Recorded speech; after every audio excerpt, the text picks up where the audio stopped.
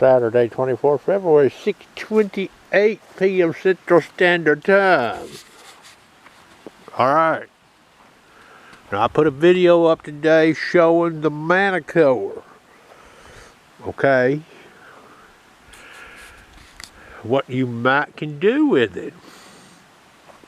You don't have to use it. You don't even have to try it. Okay. It's not perfect.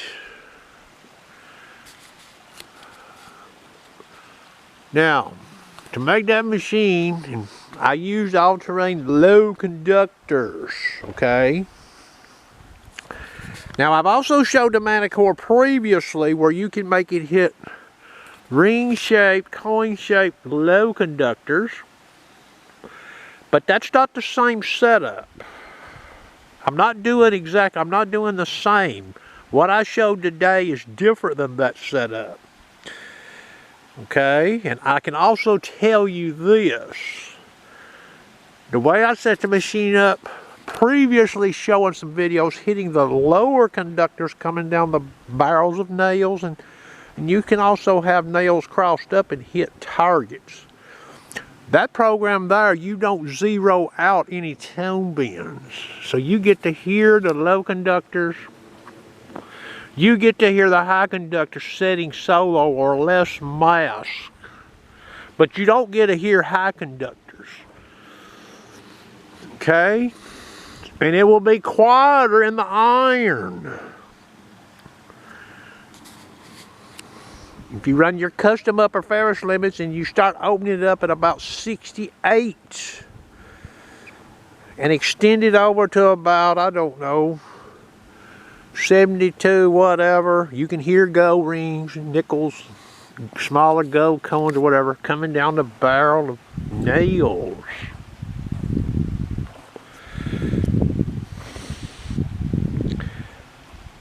So this setup for the high conductors, you have to zero out some tone bends. Because that's where the iron will sound off on you. What you've seen today is I'm keeping the iron at bay more so. It's not a perfect system, okay? You paid good money for that machine. You may decide to try what Sharpshooter has showed you. And it's clearly obvious, based on my video today, it is possible to find some targets you can't find otherwise. Just like I've showed with the JS2. Setting it up a different way. Okay? So that's what I try to do. I try to give you all some things to try, think about, consider. Should you try to do? I'm not forcing nothing on anybody. Okay? And even what I showed today could be refined setting-wise. Okay? So you do your own experiments. Try it out. Do whatever you want to do. You know, I don't need to be bad-mouthed about this shit. Okay? I spend my own time showing you all this stuff. Okay? And I try to do a pretty good job. You know, I wish I had a better controlled setting. You know, there's glare, the sun out here when it comes in on the west. And I'm going to probably do another video tomorrow talking about what I showed today. And this also, I showed nails in the video today with high and low conductor, nickel, clad dime, zinc and penny, clad core. I only showed nails, okay? This also, I believe, applies to wire. Wire can take you out of some good finds in the wild, boys, and we just don't know what's left out there. We don't know the configuration. You know, we get to hear a lot of iron tone running machines conventionally, okay? And we don't generally stop on that mess, okay? So that's gonna do it. And I'll do another video tomorrow, and I may look at this some more, okay? It may not be for every site, by the way. The toughest of sites, maybe this is not the right right thing to use. Okay, I've not used what I showed today in this real old site down the road. I'm being honest with you. Okay. But remember, it only takes, one piece of wire, one nail to take you out of a fine. And you start putting multiple pieces of wire around a target or multiple nails, depending on their orientation, it could take you out of a fine. And, it's the only way you're going to get them out, by the way, unless you just start digging every iron tone. Well, I'm not going to dig every iron tone with a metal detector running it conventionally. Okay, sharpshooter's not going to do that. I'm not going to spend $1,500 on a damn machine and dig iron tones running it conventionally, DS2 or the Manticore. That's why we pay the money for the machines. Now, I didn't pay for my Manticore. That machine was gave to me, but I spent a lot of time with that machine, and I'm still sharing stuff with you all. Okay.